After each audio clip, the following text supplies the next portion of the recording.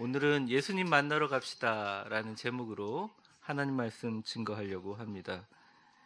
인류가 시작되고 나서 가장 놀랍고도 기쁜 소식은 바로 예수님이 이 땅에 오신 것입니다. 그동안 수많은 구약의 선지자들과 예언자들이 자신의 피를 뿌려가고 희생하면서 예언했던 바로 그 메시아, 우리의 모든 문제를 해결해 주실 그리스도가 2000년 전에 그 예언대로 실현됐다는 아주 귀하고 복된 사실, 그 사실이 우리 성경에 수많은 사실과 사건들이 있지만 가장 멋지고도 가장 위대한 사실이 바로 우리 주 예수 그리스도가 메시아로 이 땅에 오셨다는 사실입니다.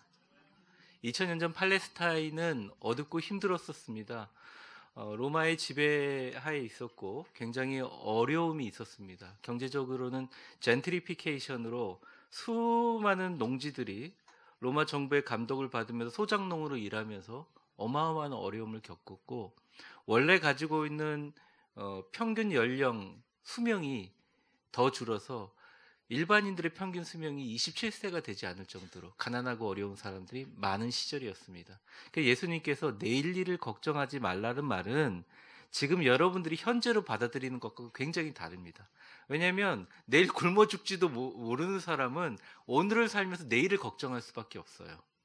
통장에 예금도 없고 수많은 민중들을 향해서 내일 일은 내일을 하여금 걱정하게 하라. 그러니까 굉장히 어려운 시절이었습니다. 아마 구약 시대가 끝나고 420년이 흘러서 예수님이 오셨을 때의 바로 그 2000년 전의 팔레스타인 그 시기는 참다 못해서 이제는 그리스도와 메시아가 오지 않으면 하나님 여호와의 신앙을 버릴 만큼 극도로 임계점에 다다른 어둡고 힘들고 고통스러운 시기였습니다. 그때 천사가 그 시대에 가장 어떻게 보면 평범한 사람이기도 하고 가장 밖에서 고생하는 목자들에게 나타나서 이렇게 얘기를 합니다.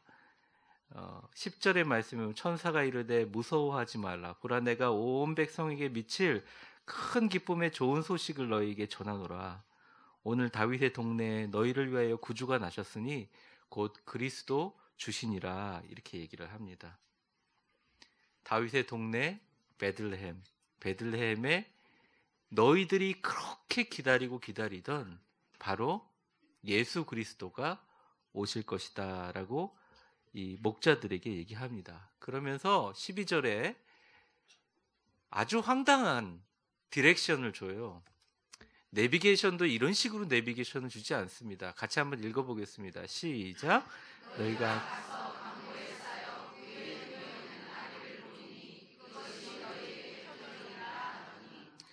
자, 질문이 생기잖아요. 그리스도가 낫다 그러면 어디로 찾아가야 될지 뭘 줘야 될 거 아닙니까?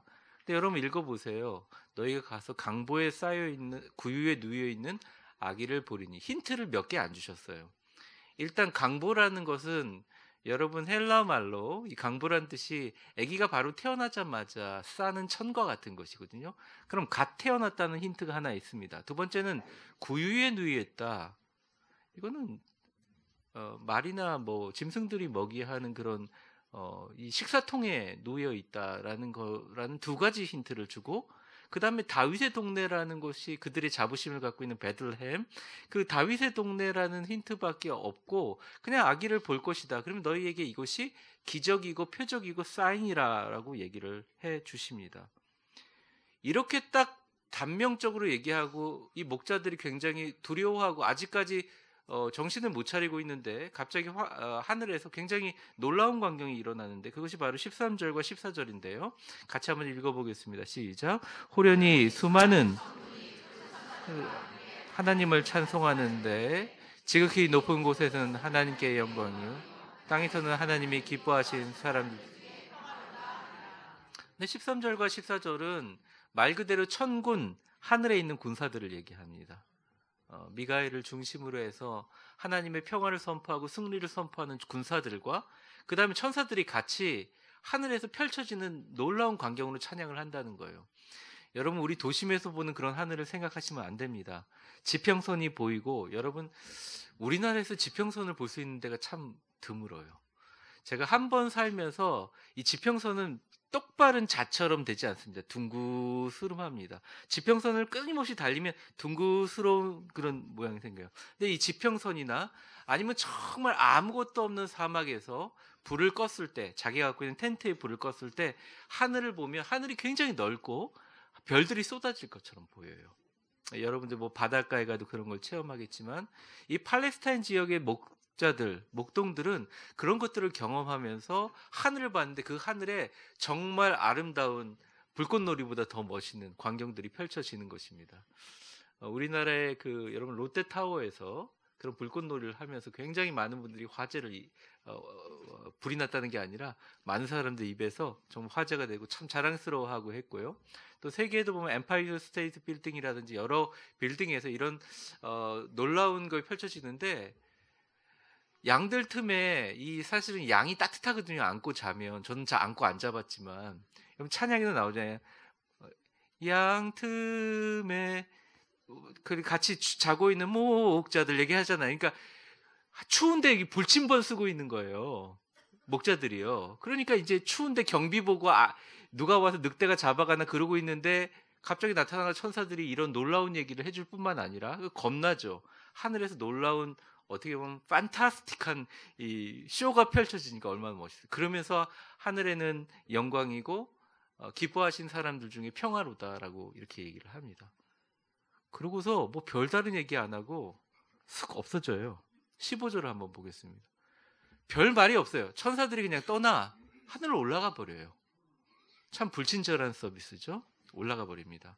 그런데 여기서 중요한 게 있어요. 목자가 서로 말하되 이제 베들레헴으로 가서 주께서 우리에게 알리신 바 이 이루어진 일을 보자 하고 이 목자들이 행동하러 갑니다.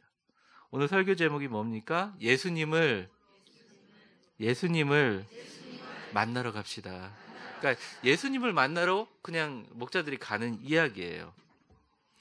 여러분 그냥 오늘 다른 것 다 떠나서 긴 설교보다도 여러분이 베들레헴의 목자들이 다 되셨으면 좋겠다는 생각을 합니다. 옆에 사람에게 축복해 보겠습니다. 당신이 예수님을 만나고 예수님을 전하는 베들레헴의 목자가 되십시오. 인생의 가장 소중하고 귀한 일이에요.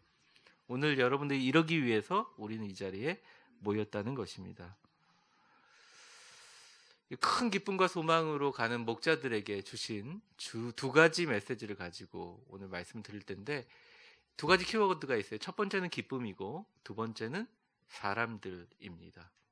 이웃들입니다. 첫 번째, 예수님이 내 삶에 오시는 기쁨을 전하는 거죠. 오늘 천사가 얘기합니다. 온 백성에게 미칠 큰 기쁨의 소식을, 이 기쁨의 소식이 말 그대로 좋은 소식이죠. 좋은 소식이 굿뉴스, 복음 아닙니까? 큰 기쁨을 우리에게 준다. 요즘 점점 이 성탄절의 분위기가 축소되는 느낌을 갖습니다. 느낌이 굉장히 이렇게 많이 썰렁해요. 사실 여러분 우리 교회까지 들어오시면서 성탄 장식하고 있는 가게 보셨습니까?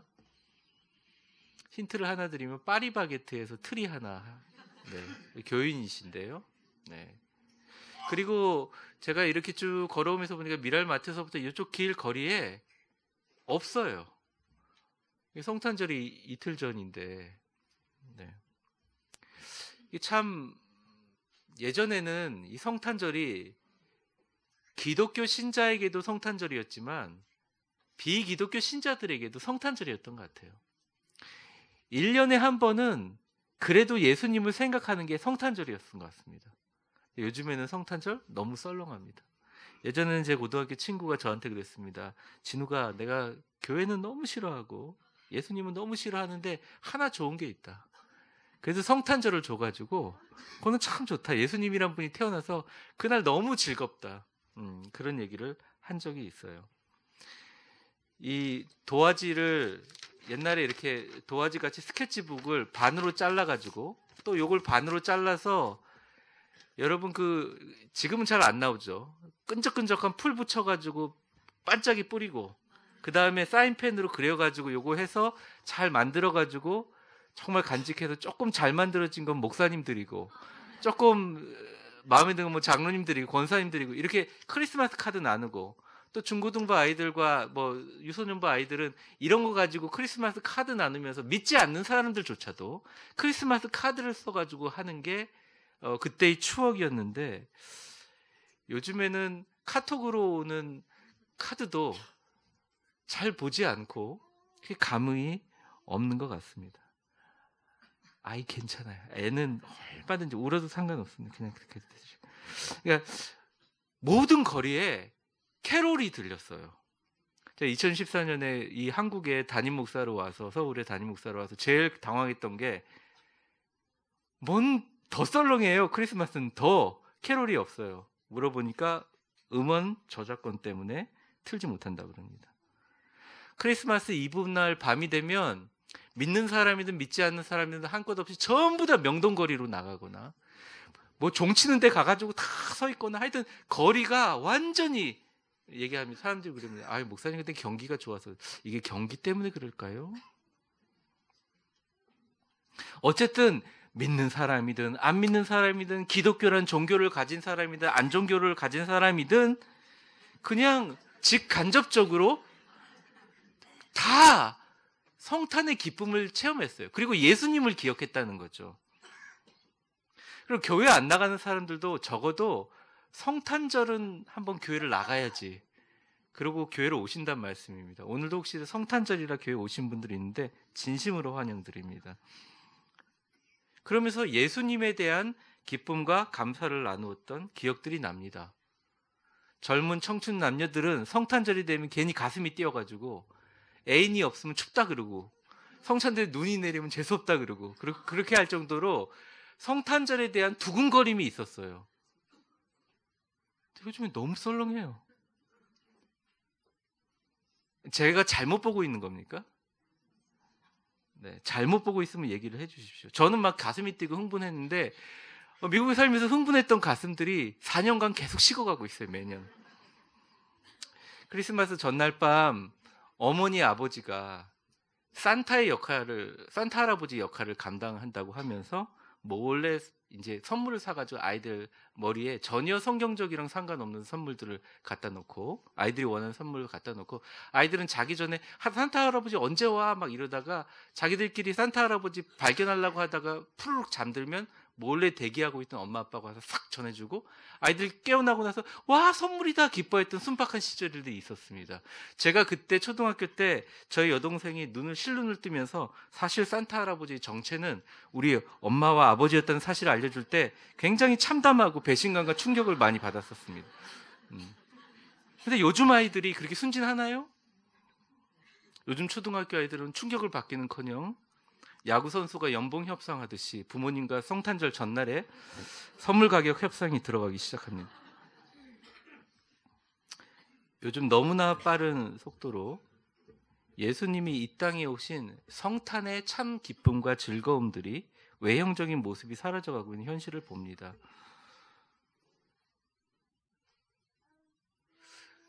가까운 필리핀을 가면 카톨릭 국가이긴 하지만 벌벌 시즌이라고 합니다. 왜냐하면 September, October, November, December 이렇게 해서 4개월을 크리스마스를 장식하고 4개월 동안 온 집안을 난리를 쳐요. 저는 이 필리핀에 살아봤기 때문에 압니다.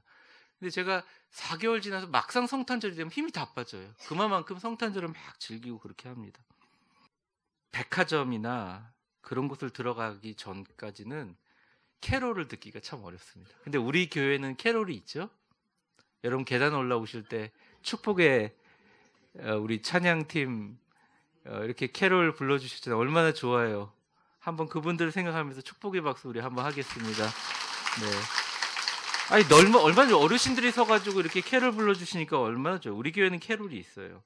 근데 웬만한 백화점에 들어가지 않고선 캐롤 듣기가 어려운 시절입니다. 많은 사람들이 얘기합니다. 목사님 경제가 어려워서 그렇습니다. 음원 저작권 때문에 그렇습니다. 전기세가 올라서 불빛을 켜지 못합니다. 저 말은 그런데 저는 반만 믿습니다. 왜 그러냐? 우리들의 집을 한번 보자는 거죠. 예전에는 아이들의 교육을 위해서라도 예수님과 아기 목자들이 있는 상들을 그 어려운 시절, 지금보다 경제적으로 더 어려울 때도 집안의 성탄 분위기를 꾸몄는데 여러분 얼마나 그렇게 하고 계십니까? 한번 생각은 해보셨습니까? 내일 모레인데 우리로부터 사실은 그것은 경제의 문제가 아니라 저작권의 문제가 아니라 전기세의 문제가 아니라 사회 분위기와 안티크리스찬 그리스도에 대한 문제가 아니라 사실은 우리의 마음속으로부터 그리스도의 계절이 사라져가고 있다는 거예요. 크리스마스라는 말이 되게 좋은 말입니다. 그리스도라는 말과 미사가 합친 말입니다. 크라이스트, 마스, 미사가 합쳐진 거예요. 이 말은 뭐냐면 예수 그리스도가 탄생하면서부터 인류 구원을 위한 그리스도의 미사, 예배가 시작되게 되었다라는 것을 의미하는 좋은 말입니다. 2년 전에 미국에서 의회에서 발의안이 하나 나왔는데 크리스마스라는 말을 쓰지 말자. 왜? 그리스도라는 말 자체가 종교적인 색채를 두어서 이것은 공평하지 못하다. 물론 그것이 해프닝으로 끝나지만 그 이후로부터 많은 업체들이 두려워하기 시작했습니다. 크리스마스, 예수님 복음 이런 얘기들을 쓰지 못하고 엑스막스라고 한다든지 아니면 해피 할로데이라는 말로 바꿉니다.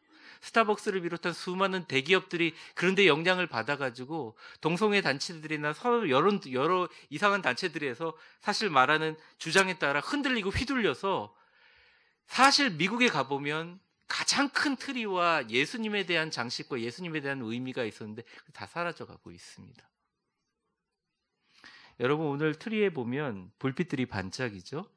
그리고 여러분들 모든 성탄의 장식들에 보면 불빛들이 있지 않습니까? 여러분들이 배운 그 불빛이 바로 지금까지 제가 3주 동안 설교했던 대강절에 예수님의 불빛을 상징하기 위해서 크리스마스의 모든 장식에는 불빛을 붙이는 겁니다.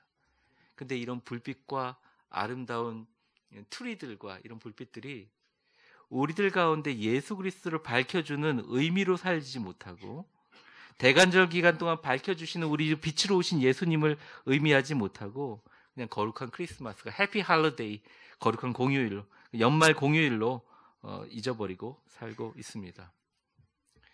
예전에 그 역사책을 읽으면서 제가 감동을 받았던 게 2차 대전 전쟁 중이라도요. 크리스마스 당일이 되면 앞에 진지를 놓고 총을 들고 있더라도 서로 쏘지 않았다고 합니다.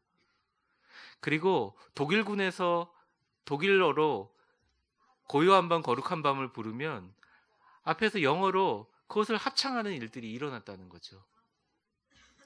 여러분 어쩌면 이슬람이라는 기독교를 위협하는 가장 빠르게 성장하는 전 세계 종교 중에 하나인 이슬람은 자기들에게 거룩하고 알라를 기념하고 모하멧을 추모하는 라마단 기간에는 자기들끼리 절대 전쟁을 하지 않음에도 불구하고 우리는 어떻게 보면 한 주간도 안 되고 한 달도 안 되는 이 대강절 기간 동안 예수의 의미를 살리고 있고 예수님을 바라보는 크리스마스를 우리 스스로 망각해 가고 있지 않는가.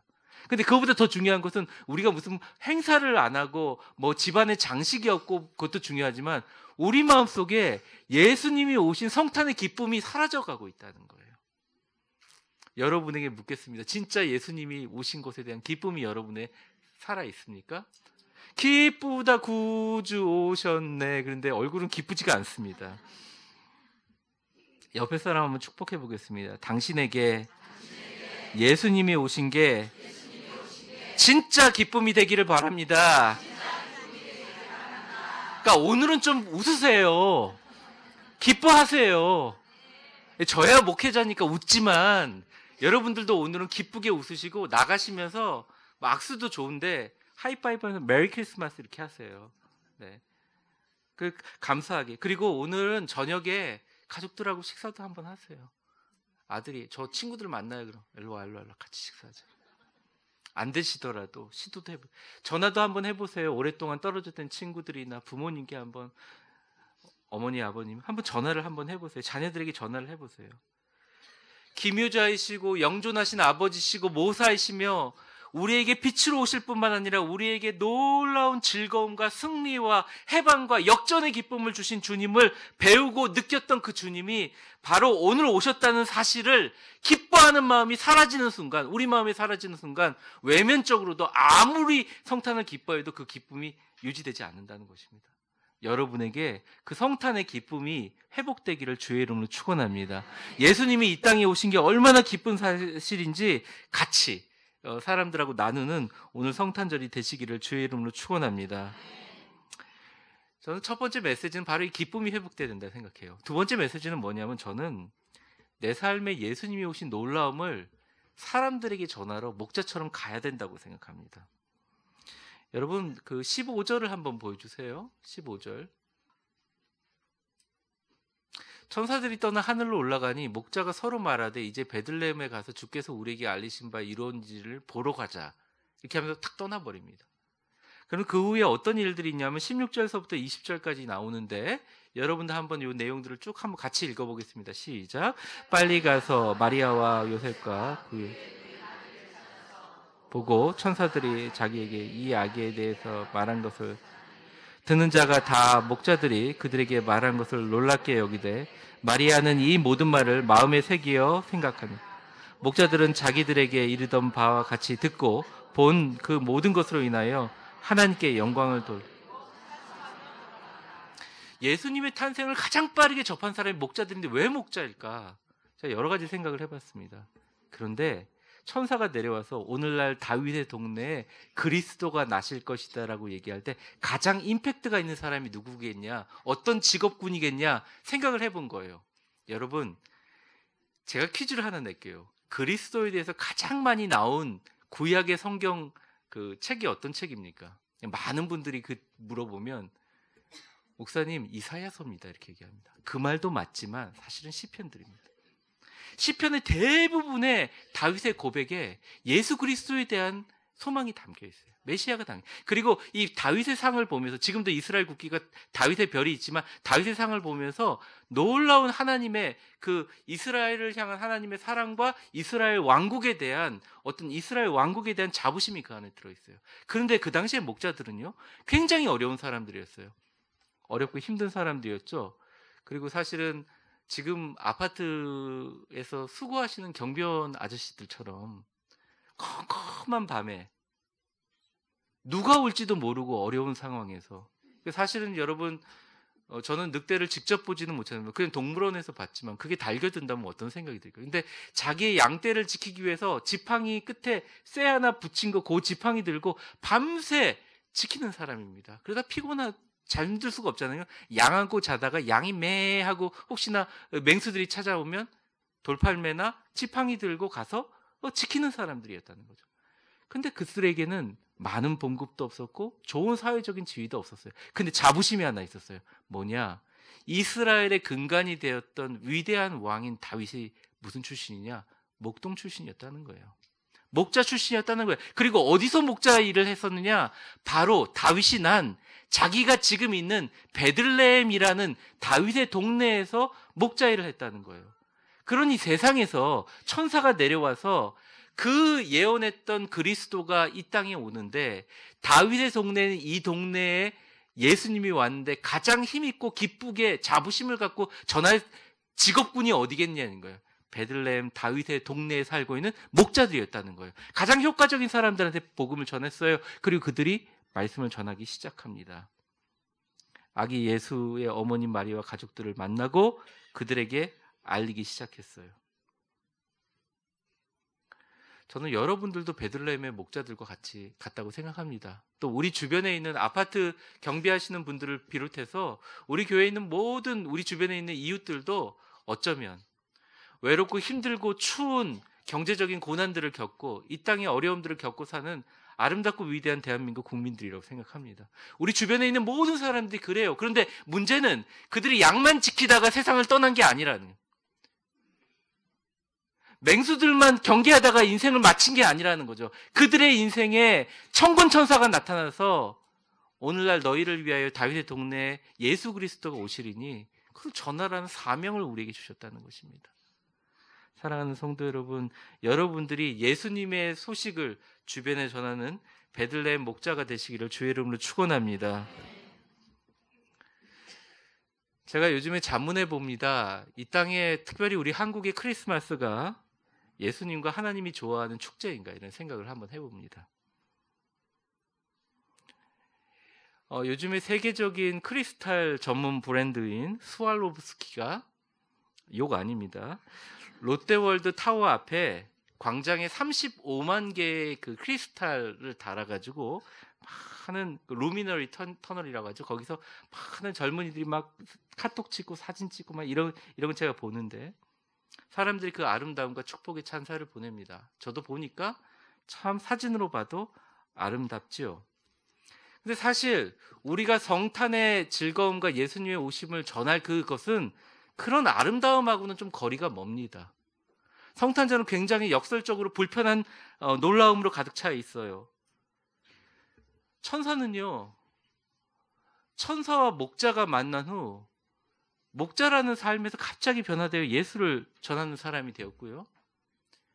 그냥 순결하고 순박한 처녀가 천사를 만나서 계시를 듣고 예수님을 만나고 나서 그는 예수님의 어머니가 돼버립니다. 또 그 여인이랑 성관계를 갖기 전에 미리 집안끼리 약혼을 했던 요셉이라는 아주 훌륭한 청년은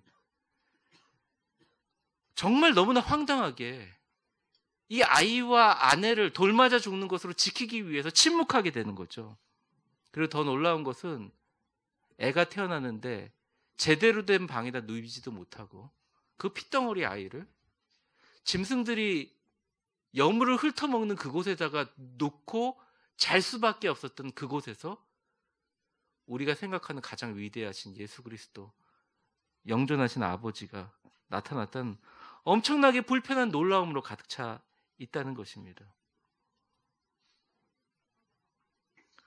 사랑하는 성도 여러분, 좋은 장식과 또 오늘 좋은 음식도 있고 아름다운 행사도 있고 다 크리스마스의 의미를 살펴보지만, 정말 크리스마스의 진짜 본질의 정신은 우리들에게 사람들을 만나서 사람들에게 예수님의 탄생 소식이 주는 불편한 진실을 전해야 한다는 거예요.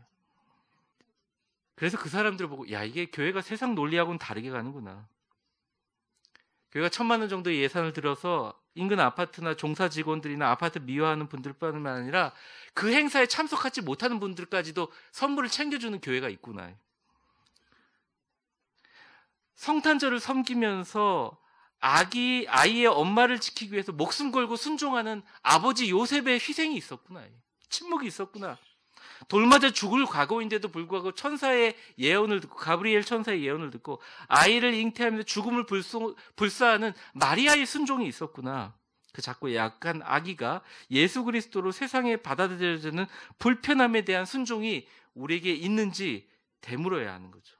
여러분에게 요셉의 순종이 있습니까? 침묵이 있습니까? 마리아의 순종이 있습니까? 예수 그리스도의 불편함에 대한 낮아짐의 헌심이 있습니까? 우리가 그 성서의 아름다운 놀라운 불편함에 대한 놀라운 이야기들을 예수 믿는 사람만이 세상에 줄 수 있는 놀라운 침묵, 사랑, 낮아짐, 헌신이 바로 예수 그리스도의 탄생을 기념하는 크리스마스의 정신이라는 거죠. 사랑하는 성도 여러분, 길거리에 나가서 사람들을 만나 이곳에 세상과 다른 사랑이 있다, 예수 안에 세상과 다른 논리의 희생과 섬김이 있다, 바로 그 예수님이 우리를 위해서 나셨다라고 외치세요. 그것이 바로 성탄의 축복과 평화입니다.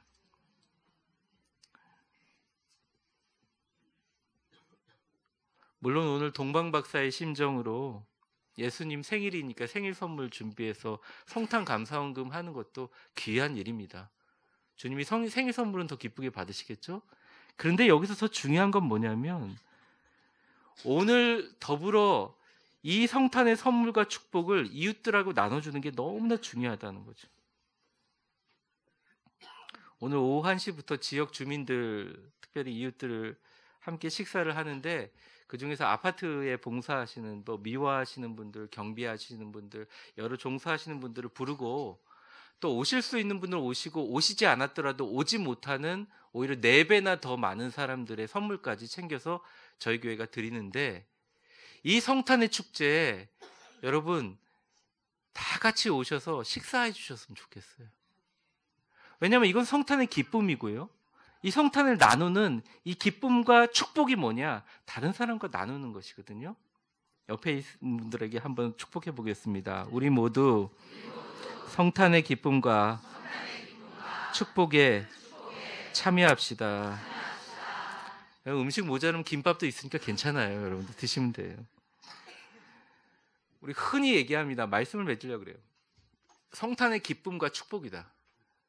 간단하게 정리하려고 그래요. 성탄의 기쁨은 뭐냐? 남의 기쁨이 아니에요. 캐롤이 아니에요. 이렇게 막 다른 사람으로도 받는. 성탄의 기쁨은 내가 예수님을 만나고 예수님이 나에게 의미하는 기쁨이 있을 때 성탄의 기쁨이 있고 나로부터 시작하는 거예요. 여러분이 그 기쁨에 불타면 우리나라가 변화될 줄 믿습니다. 구리시가 변화될 줄 믿습니다. 얼마만큼 우리가 예수를 잊어버렸나 보여주는 반증이라고 할 수 있어요.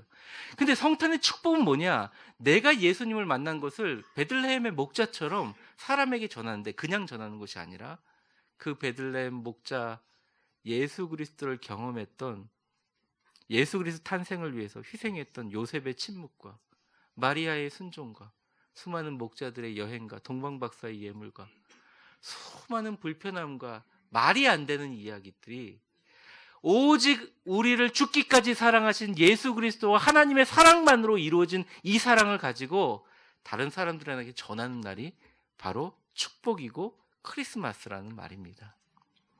사랑하는 성도 여러분, 살면서 가장 기쁘고 행복한 날이 크리스마스가 되기를 바라고 매일매일이 크리스마스가 되기를 주의 이름으로 축원합니다. 우리 김시태 시인의 크리스마스를 위하여라는 시를 읽고서 마치려고 합니다. 너무 많이 걸었습니다. 희미한 고향집과 어머니, 그 개구장이들, 그들을 도로 돌려주소서. 조그만 카드 속에 정성을 담던 그 소년들도 돌려주소서. 첫 아이를 보았을 때 기도드리던 그 아빠와 엄마도 돌려주소서. 아이들과 손잡고 이야기하며 교회를 찾던 그 시절이 얼마나 행복했던가를. 그 나머지는 같이 한번 읽어볼까요? 한 번 더서부터 시작. 한 번 더 그 종소리를 듣게 하시고 눈 내리는 아침을 벗게, 살면서 가장 소중한 것이 무엇인가를